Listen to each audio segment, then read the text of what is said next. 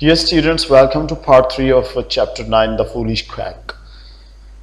41st sentence से start करते हैं.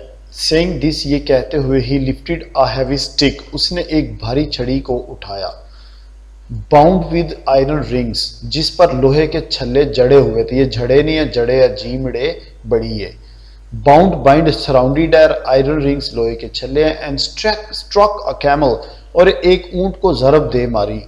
कौन सा ऊंट? विच वॉज फीडिंग ऑफ, जो चर रहा था, खा रहा था, द लीव्स, पत्ते, of a wild plum tree, एक जंगली अलूचे के दरख्त के. उसने जंगली अलूचे के दरख्त के पत्तों पर चरते एक ऊंट को उस छड़ी से जिस पर लोहे के छल्ले जड़े हुए थे एक ज़रब मारी, ज़रब दी, ज़रब लगाई. सेंटेंस 42. द स्टॉलिड यानी काम या इम्पैसिव. क्लियर? जिस पर किसी चीज का असर ना हो उसे स्टॉलिड कहते हैं. क्रिएचर, सख्त जान मखलूक ने, स्किर्सली फीलिंग द ब्लो, उस वार को, उस ज़रब को बमुश्किल ही महसूस किया. मियरली यानी ओनली मूव्ड अ स्टेप और टू फॉरवर्ड. क्लियर? तो सख्त जान मखलूक ने ज़रब को बमुश्किल ही महसूस किया और एक या दो कदम आगे बढ़ी नहीं है, बढ़ी है. You observed this, said the man. Observed यहाँ पर डियर स्टूडेंट डी होगा. ऑब्जर्व्ड आपने मुशाहिदा किया. आदमी ने कहा the effect of this treatment on the camel, ऊंट पर इस इलाज के असर का. आपने ऊंट पर इस इलाज के असर का मुशाहिदा किया. Now observe its effect on a human being, अब एक इंसान पर इसके असर का मुशाहिदा करना. He then struck the man himself with a blow, फिर उसने आदमी को एक वैसी ही with a similar blow, वैसी ही ज़रब लगाई. which felled, which knocked down, जिसने गिरा दिया. him to the earth like a log, जिसने उसे ज़मीन बोझ कर दिया. like a log, लकड़ी की गेली की तरह. डियर स्टूडेंट्स, ये जो गीली नहीं है, ये गेली है. क्लियर? तोदा लकड़ी का. और when consciousness returned, जब वो हवास बाख्ता हुआ यानी हवास लौटे.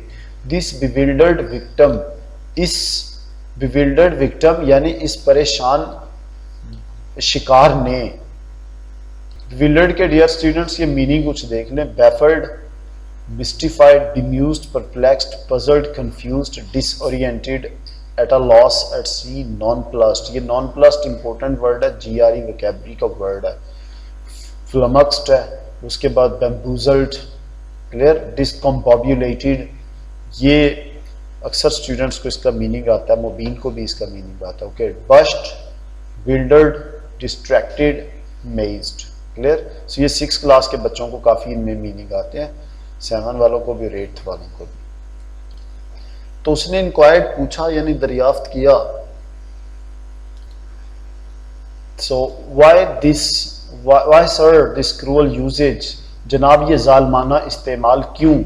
डू यू परसीव यानी नोटिस या अंडरस्टैंड, क्या आपको समझ नहीं आई, क्या आपको तफहीम नहीं हुई. आंसर द कैमल मैन, शुतरबान यहूदी खान ने जवाब दिया. I wish to show you that what is good for a camel, what is good for camels, जो ऊँटों के लिए ठीक अच्छा है, is not good for poor old man and women, वो बूढ़े मर्दों खवातीन के लिए अच्छा नहीं होता.